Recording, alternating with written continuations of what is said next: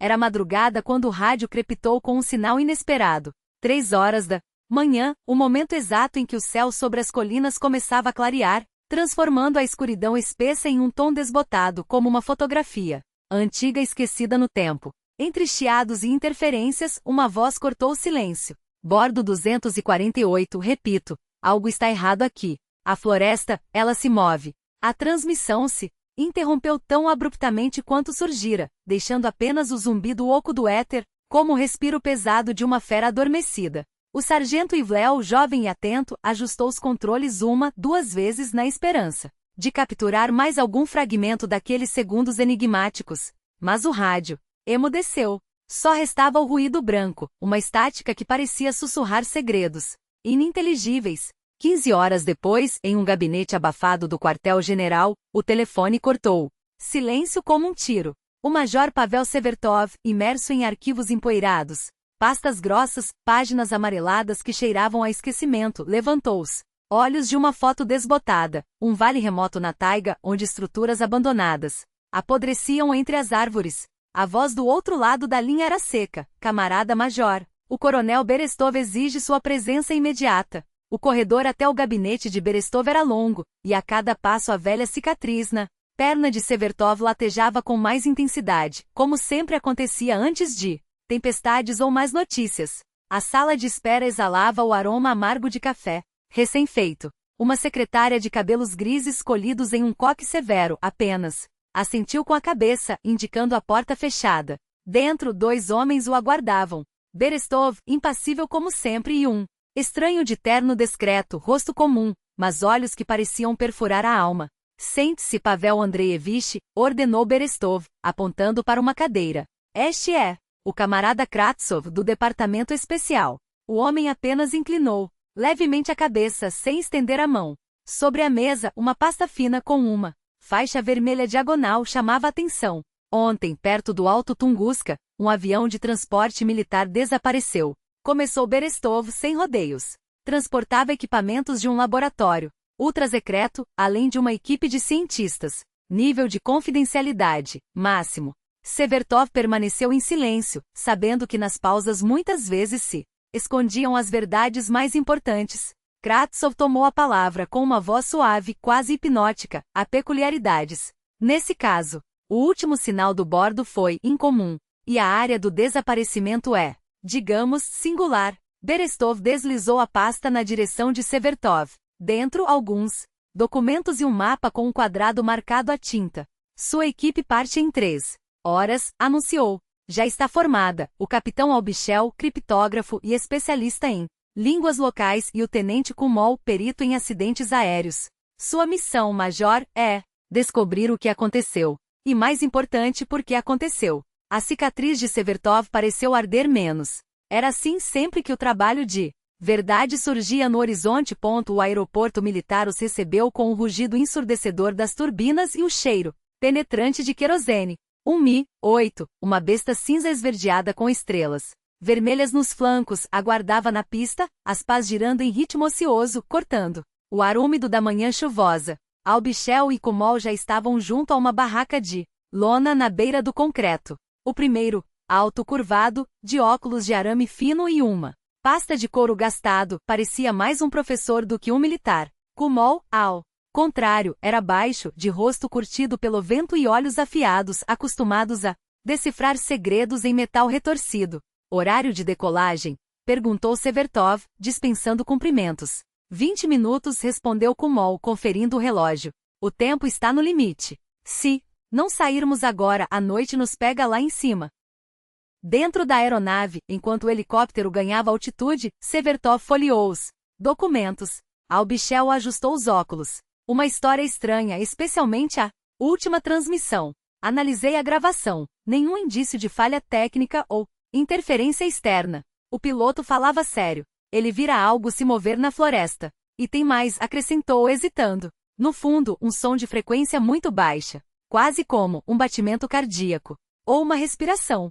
Kumol bufou. Interferência provavelmente. Eu me preocupo mais com a rota. Avião desviou do curso minutos antes de sumir, como se algo puxasse para o lado. No mapa, o quadrante de busca ficava em uma região remota, onde as cartas soviéticas mal registravam elevações e rios sinuosos. O que sabemos desse lugar? Indagou Severtov. Pouco povoado, respondeu Albichel, animando-se. Antigamente havia alguns acampamentos evenquis por lá. Encontrei registros etnográficos. Os locais evitavam a área. Diziam que algo antigo habitava aquelas terras. Chamavam de o guardião da floresta. O grito do piloto interrompeu a conversa. É agora ou nunca, camaradas. Se não decolarmos, a escuridão nos engole. Dentro do Mi-8, o barulho dos motores abafava qualquer pensamento. Severtov observava pela janela a cidade encolher, depois os campos, até que só restasse a taiga, um oceano verde, indiferente, guardando seus mistérios com teimosia. Kumol estudava gráficos no tablet. Albichel rabiscava anotações em um caderno surrado. Severtov, enquanto a floresta se estendia abaixo, pensava: pilotos experientes não se enganam. Se o comandante do bordo 248 disse que a floresta se movia, então ele vira algo que desafiava a lógica. Mas o que poderia fazer uma floresta se mover? Chegaram ao anoitecer por pouco. O helicóptero pousou em uma clareira abandonada, um antigo corte raso agora tomados por arbustos jovens. O piloto apressou a descida. Volto em 24 horas, se o tempo ajudar. Os rotores se calaram, e o silêncio que se seguiu foi tão denso que parecia pressionar os tímpanos. Severtov sentiu o próprio coração bater mais forte. Kumol abriu o mapa sobre um tronco caído. 5 quilômetros até o local provável do acidente. Dá tempo de inspecionar e armar acampamento antes da noite fechar. Avançaram por uma trilha esquecida, os pés afundando na terra úmida, as mochilas batendo nas costas. De repente, Albichel parou. Vocês sentem isso? Severtov inspirou fundo. Um cheiro tênue, como fumaça distante. Fogo, arriscou. Kumol. Com essa umidade? Severtov negou com a cabeça. A cicatriz latejava no ritmo dos passos. Depois de 1 quilômetro, Kumol congelou. Que horas são? Severtov olhou o relógio e franziu a testa. 17h40. O meu marca 18h20, disse Albichel, erguendo o pulso. E o meu, 17 horas. Os três se entreolharam. Algo estava errado. Muito errado. Olhem, sussurrou Albichel, apontando adiante. No centro de uma clareira, um cedro ancestral erguiam-se. Grosso como 3 homens não dariam as mãos para abraçá-lo. Em sua base, uma fenda escura, uma caverna? Um abismo? Era um local sagrado. Murmurou Albichel, aproximando-se. Veja esses símbolos talhados. Os evenquis deixavam ofertas aqui. Para ele. Para que não se irritasse. Para que permitisse a caça. Em suas terras. Severtov iluminou a abertura com a lanterna. Entre as sombras, algo branco brilhou. Ossos. Humanos. Sacrifícios, confirmou Kumol, agachando-se. Mas a quem? A noite caía rápido. Armaram as barracas a 100 metros do cedro, acenderam uma fogueira que teimava em não pegar. Enquanto as chamas lutavam contra a escuridão, Severtov olhava para a floresta imensa e silenciosa e se perguntava: o que afinal? Eles haviam vindo despertar? Uma pressão invisível esmagava seus ombros como se o próprio céu descesse sobre a floresta. A noite não chegou aos poucos, com o crepúsculo se estendendo em tons de cinza. Ela caiu, como um manto negro atirado sobre o mundo, apagando tudo de uma vez. Severtov quebrou o silêncio com uma voz áspera, os olhos fixos nas brasas moribundas. Eu fico de vigia primeiro. Os ponteiros do relógio pareciam vivos. Ora saltavam adiante, devorando os minutos. Engoludices abruptas. Ora arrastavam-se como se o tempo tivesse se enredado nas raízes daqueles cedros malditos. E lá, além do círculo trêmulo de luz, algo se movia. Não era o vento, não havia vento. Era como se os troncos, um a um, deslocassem seu peso, mudando de lugar, reconfigurando as clareiras e os vãos entre si. A velha, ferida em sua coxa, latejava, uma dor surda que subia pela perna como veneno. Então, ouviu um grito. Não era animal. Não era o uivo do vento nem o rangido de galhos quebrando. Era humano, um som tão carregado de terror primordial que Severtov sentiu os pelos da nuca eriçarem. O grito cortou a noite ao meio, e cessou tão abruptamente quanto começara. No silêncio que se seguiu, porém, algo persistia, um ritmo. Passos pesados, medidos, aproximando-se. Ele acordou os outros com um gesto brusco, a mão abafando suas bocas antes que qualquer som os traísse. Kumol despertou instantaneamente, o corpo já tenso como Uma corda de arco. Homem acostumado a dormir com uma faca debaixo do travesseiro e os ouvidos sintonizados com o perigo. Agora todos ouviram. Os passos não vinham de um só lugar, vinham de vários. Algo imenso se deslocava entre as árvores, fazendo a terra tremer em pulsos surdos. A fogueira estava quase apagada, apenas brasas rubras iluminando seus rostos pálidos em flashes sinistros. Para o riacho, sussurrou Severtov, a voz tão baixa que mal rompeu o ar. Agora. E Amol assentiu com um movimento seco. Albichel apertava o bloco de notas contra o peito, os dedos trêmulos como se tentasse reter ali, entre as páginas, algum vestígio de sanidade. Eles se moveram na escuridão, pisando com cuidado, como se o chão pudesse traí-los a qualquer momento. A dor na perna de Severtov era uma faca, incandescente cravada até o osso. Atrás deles, um estalo seco, como ossos partindo ou um tronco se quebrando ao meio. Esperem, murmurou Kumol, a respiração ofegante. Eles congelaram. Na escuridão, o contorno do cedro ancestral emergia como uma silhueta de pesadelo. O tronco retorcido, a fenda negra em suas raízes. Aquele mesmo cedro. O lugar de onde haviam partido. O lugar para onde, de alguma forma, a floresta os havia reconduzido. Não podemos, começou Albichel, mas Severtov já pressionava sua mão contra a boca do homem, os olhos ardendo com uma advertência muda. Os passos agora vinham de todos os lados. A floresta respirava. Os troncos se contorciam, não todos, mas alguns, como se despertassem de um sono milenar, arrastando raízes nodosas, como dedos deformados. Suas copas balançavam, embora não houvesse vento. Nos vãos entre os galhos, algo pulsava, não um rosto, não exatamente, mas um padrão na casca que se reorganizava, fluido como cera derretida, formando e desmanchando expressões que não deveriam existir. Isso não é possível, Albichel exalou, a voz um fio de histeria. Severtov já os puxava para trás, em direção ao riacho. Lembrava-se do mapa. Ali, perto havia um barranco íngreme, uma fenda na terra onde poderiam se esconder. Moviam-se às cegas, os pés tateando o solo, a respiração curta. Atrás deles, a floresta mudava.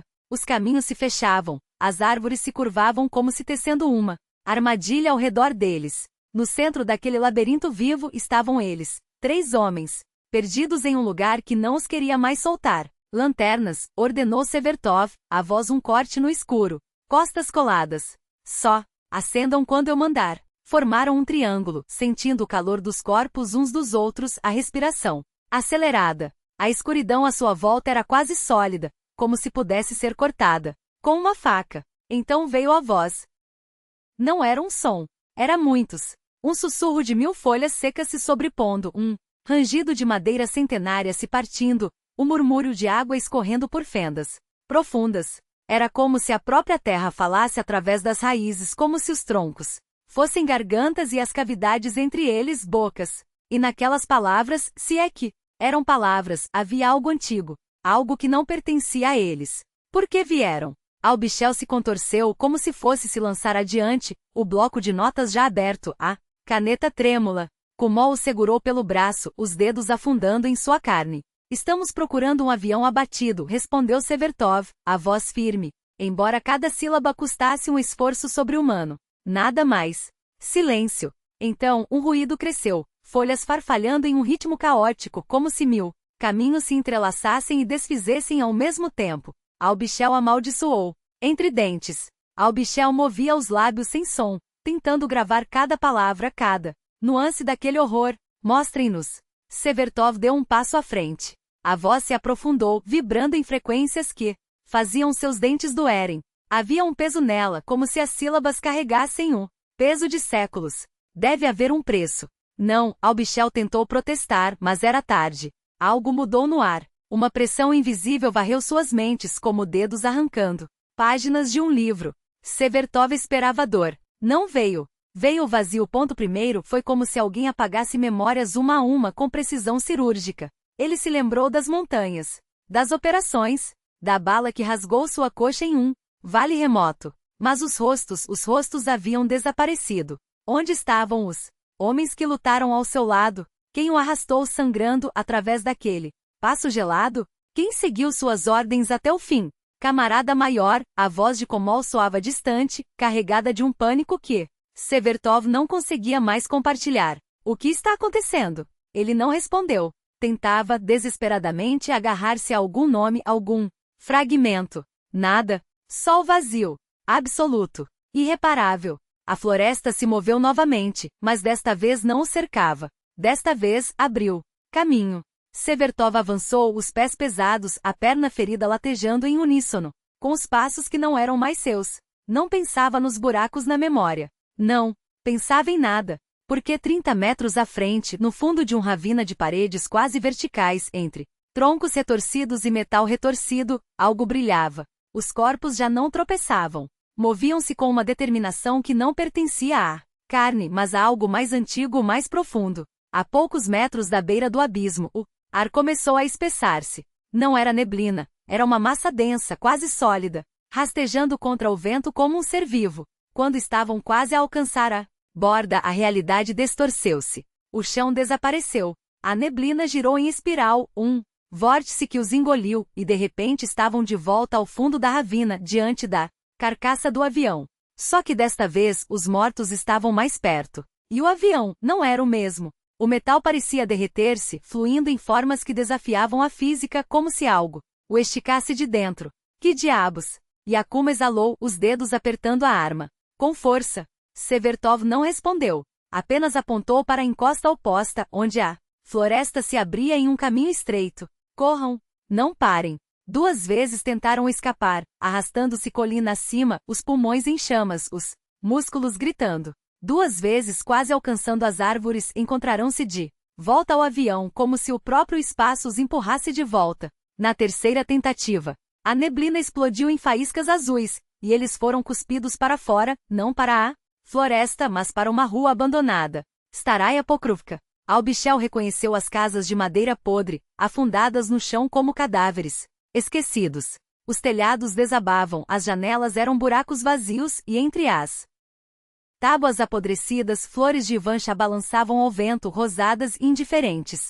Os jardins, outrora cultivados, haviam se tornado selvas de urtigas e lilazes selvagens, entrelaçados em uma parede espinhosa. Isso não faz sentido, murmurou Albichel, os dedos trêmulos folheando o caderno. O acidente foi a 5 quilômetros daqui. Como? Severtov não ouviu. Seu olhar estava fixo nas pegadas entre as casas, uma trilha pisoteada recente. E no ar, quase imperceptível, o cheiro de fumaça. Não a fumaça acre do incêndio na floresta, mas algo doméstico, quente. Lenha queimando. Eles seguiram a trilha até uma casa no limite do povoado. Diferente das outras, ela ainda se mantinha ereta, as paredes firmes, as persianas fechadas. Da chaminé, um fio de fumaça subia lento. Na varanda, molhos de erva secavam ao sol.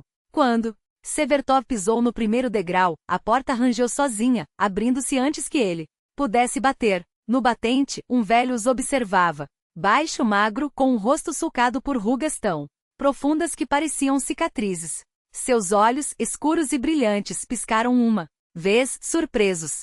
Pessoas, disse, com um sotaque arrastado, como se a língua não fosse sua. Aqui? Estranho. A floresta não costuma deixar estranhos passarem. Severtov não se moveu. Você é o último? O velho, Munka, como se apresentou, assentiu. Os outros foram embora. Ou desapareceram. Seu olhar deslizou para as mãos de Yakumo, ainda marcadas pelos dedos do piloto morto. Vocês vieram pela coisa de metal. A pássaro de ferro. Ponto. Ele cuspiu as palavras como se fossem veneno. Ouviu barulho. Vi a queda. Mas ninguém. Volta de lá. Ele acordou. Yakumo sentiu a pele formigar. O que é ele? Munka não respondeu de imediato. Em vez disso, virou-se e acendeu fogo na lareira, onde um caldeirão borbulhava com algo escuro e espesso.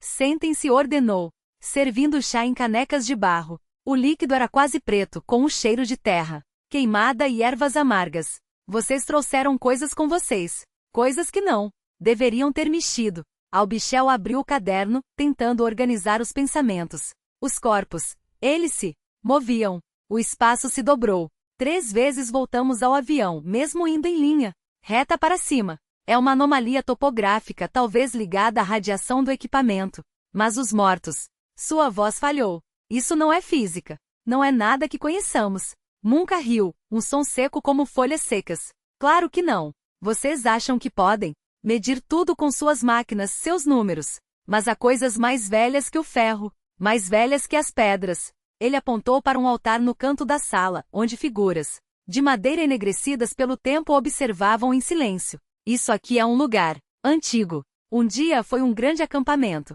Depois as pessoas foram embora. Demais coisas erradas aconteciam. Caçadores sumiam. Os animais evitavam estas terras. Seus dedos, nodosos como raízes, tremiam ao segurar a caneca. Mas mortos, que andam? Nunca. Até vocês chegarem com seu canto de metal. Yakumo passou a mão pelo pescoço, onde as marcas dos dedos do piloto ainda ardiam. O que nós despertamos? Munka baixou a voz. Algo que brinca com os mortos como bonecos. Algo que aprende. Ele se levantou, pegando uma das figuras do altar. Antes nós o mantínhamos em equilíbrio. Ofertas. Rituais. Sabíamos os limites. Mas agora, seu olhar caiu sobre a janela, onde a neblina começava a se arrastar entre as casas. Agora suas máquinas cavaram onde não deviam.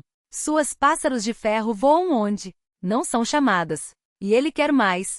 Severtov segurou o braço do velho. Como pará-lo? A resposta veio depois de um longo silêncio. Há um jeito. Um ritual antigo. Para selá-lo de volta nas profundezas.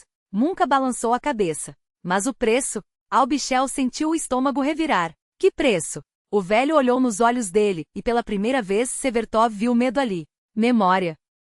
Tudo que faz de vocês. Lembranças, conhecimentos, amor, ódio, tudo. Ele estendeu as mãos, cheias de cicatrizes. O corpo fica. A alma fica vazia. Um uivo rasgou o ar lá fora. Não era um animal. Era algo que imitava vozes humanas, distorcidas até se tornarem irreconhecíveis. Munka estremeceu. Ele os encontrou. E agora que provou memória humana não vai parar. Seus dedos tremularam sobre a mesa, traçando símbolos no pó com um pedaço de carvão. Escutem bem. Não há tempo para repetir. Munka apressou-se, os dedos trêmulos traçando caminhos invisíveis no ar. Voltem ao lugar antigo, onde as pedras ainda estão enterradas, além do barranco, não longe daqui. Seus olhos, afiados como lâminas de obsidiana, cravaram-se nos nortenos. E depois? Perguntou um deles, a voz rouca de tensão. Munka não respondeu com palavras. Em vez disso, estalou os dedos sobre a mesa, onde um punhado de ervas secas e uma tira de bétula com runas desbotadas esperavam. Acendam as ervas em círculo. Quem entrega a memória fica no centro. Os outros recitam as palavras. Seu dedo indicador, curvo como garra de corvo, apontou para Albichel. Você, segure isto. A tira de casca foi empurrada sobre a mesa, os símbolos nela gravados torcendo-se, como serpentes sob a luz trêmula da lamparina. Os sons eram estranhos, guturais, como se tivessem sido arrancados da garganta de uma terra esquecida. A precisão não importa. O ritmo é tudo, como o coração bate quando a morte está perto. O uivo havia cessado, mas o silêncio que o substituiu era pior, pesado, vivo. Nele agora rastejava algo, o som de centenas de pés arrastando. Se sobre a terra úmida, o rangido de ossos deslocados, o farfalhar de roupas podres. Eles estão aqui, sussurrou Munka, aproximando-se da janela quebrada. Lá fora, o nevoeiro engolia tudo, e nele moviam-se silhuetas. À frente, o piloto, sua cabeça ainda torcida naquele ângulo impossível, os olhos brancos como leite azedo. Atrás dele, os outros membros da tripulação, seus corpos agora pouco mais que marionetes de carne rasgada. Temos que ir, agora. Cell levantou-se de um salto, jogando mapas amassados e um frasco de vodka meio vazio dentro de sua bolsa de lona. Mostre o caminho. Munka não hesitou. Deslizou entre a vegetação alta como um fantasma, seguindo uma trilha quase apagada pelo tempo. Os galhos chicoteavam seus rostos, mas ninguém ousava reclamar. O medo era um gosto metálico na boca, um peso no peito. Atrás deles, o estalo seco de ossos quebrando-se contra a cerca de madeira. Eles estavam vindo, e com eles o nevoeiro, espesso como breu, onde sombras demoradas demais para serem humanas se contorciam. Andem reto, calmos. A voz de Munka era um fio de aço. Ele sente o medo. Alimenta-se dele. A trilha mergulhou em um desfiladeiro estreito, onde um riacho serpeava entre pedras cobertas de musgo negro. A água brilhava como óleo sob a luz moribunda do crepúsculo. Do outro lado, a subida. E no topo do morro, quase escondido pela névoa, o círculo de pedras antigas. Lugar velho. Lá, apontou Munca, os lábios secos como papel de arroz. Do alto, viram a coisa. Devorando a aldeia. Não com fogo, não com dentes, mas com fome as casas. Desvaneciam-se no nevoeiro como açúcar na água, substituídas por um vazio que doía nos olhos. E abaixo, os mortos marchavam. Comecem, ordenou Munca tirando da bolsa feixes de ervas ressecadas. O círculo deve estar fechado antes que subam.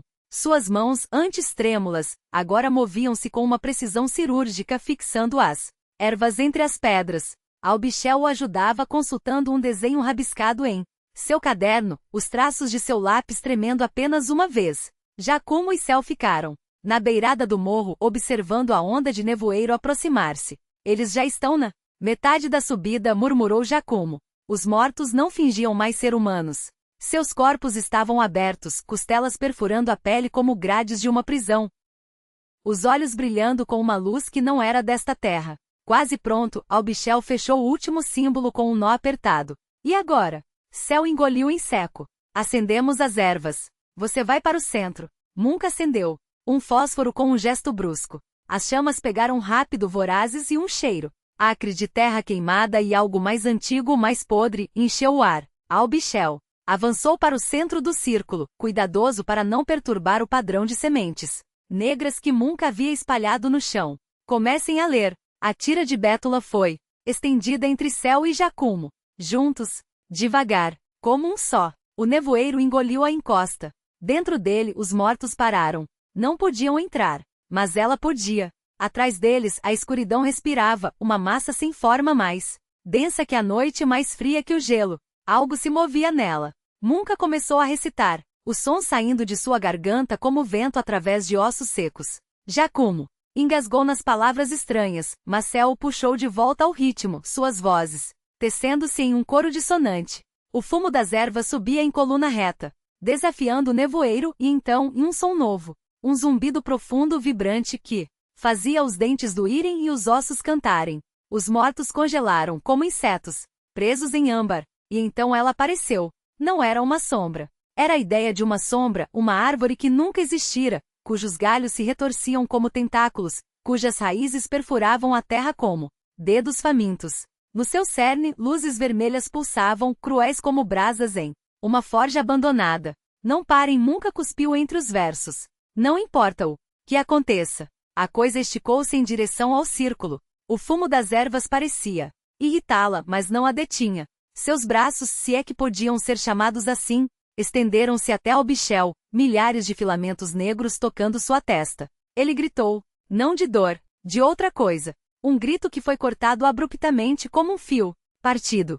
Seus olhos vidraram-se, as pupilas dilatando até engolir toda a íris. O caderno caiu de suas mãos, as páginas voando como pássaros feridos. Mais forte. A voz de Munca era um rosnado. Os mortos começaram a desmoronar, primeiro o piloto, seu pescoço quebrando-se novamente ao bater no chão, depois os outros como bonecos com as cordas cortadas. Ele está sugando a memória dele. Giacomo quase engasgou, mas Céu o segurou pelo braço, forçando-o a continuar. Não pare. Albichel afundou nos joelhos. Seu rosto estava sereno, vazio. Um sorriso infantil curvava seus lábios, como se ele acabasse de acordar de um sonho que não lembrava. Mas, e então o padrão de sementes ardeu. Não com fogo, com uma luz negra, profunda como o fundo de um poço sem fim. Fios dessa escuridão subiram, entrelaçando-se em uma teia que se esticou até o céu. Um estalo ecoou pelo ar, como gelo rachando sob peso demais, como um carvalho antigo partindo-se ao meio.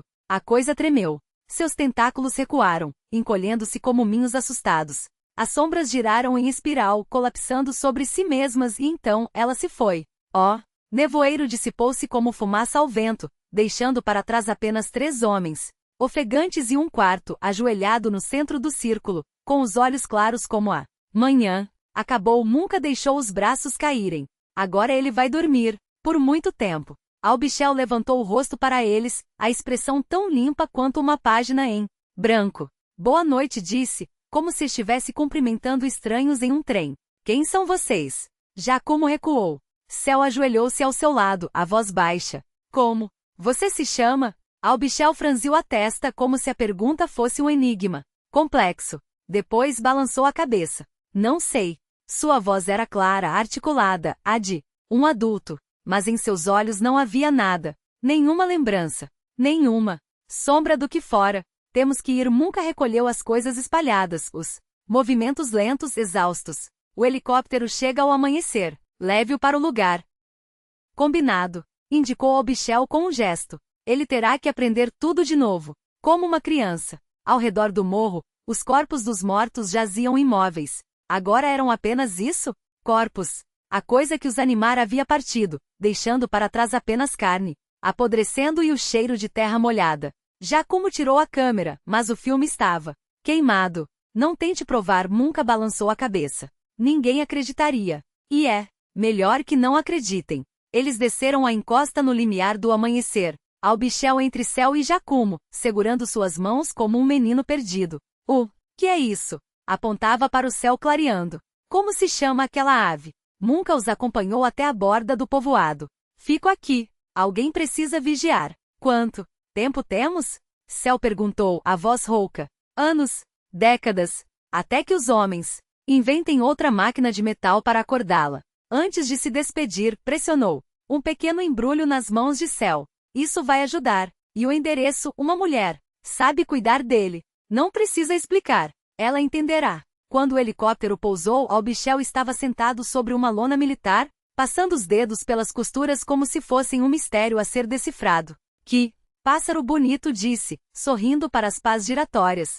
De ferro. Um mês depois, Céu assinava os últimos documentos do caso. Encontramos a aeronave. A tripulação morreu no acidente. Aubichel sobreviveu, mas perdeu a memória. Nada mais. A verdade, porém, permaneceria no bosque, entre as pedras antigas, o nevoeiro e as coisas que não deveriam acordar. O relatório oficial selava a versão que todos deveriam aceitar: falha catastrófica nos instrumentos de navegação. A tripulação não teve chance. O equipamento classificado, reduzido a cinzas antes que mãos indesejadas o tocassem. Quanto ao capitão Aubichel, o golpe na cabeça apagou não apenas suas memórias, mas qualquer vestígio do homem que fora. A amnésia total, irreversível. Um vazio onde antes havia ordens coordenadas, segredos que não eram seus para guardar. Giacomo deslizou o pedido de demissão sobre a mesa de Céu, os dedos tremendo, quase imperceptivelmente. Não aguento mais olhar para restos de aviões, disse a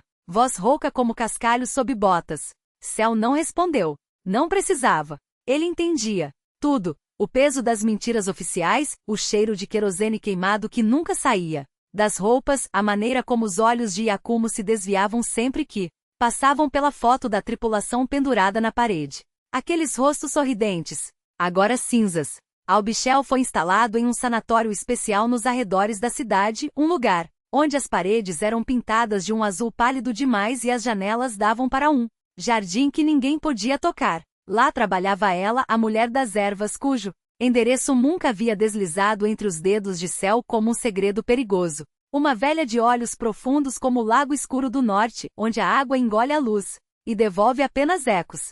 Céu visitava Aubichel toda semana, observando-o reaprender o mundo, segurar um garfo, traçar letras tremúlas em cadernos infantis, repetir os nomes dos objetos como se fossem feitiços. Ele absorve tudo rápido, comentou uma enfermeira uma vez. Mas não era velocidade. Era desespero. Aqueles conhecimentos novos, limpinhos, sem rachaduras, como se alguém tivesse rasgado as páginas de sua vida e colado outras em branco no lugar. Você sabe, confessou Aubichel certa tarde, enquanto folhas de outono caíam como moedas falsas ao redor deles. Às vezes sonho com uma floresta imensa. E lá no fundo, bem no fundo, tem algo dormindo. Ele virou o rosto para Céu, os olhos claros demais, como se a pupila tivesse sido lavada. Mas é só um sonho, não é?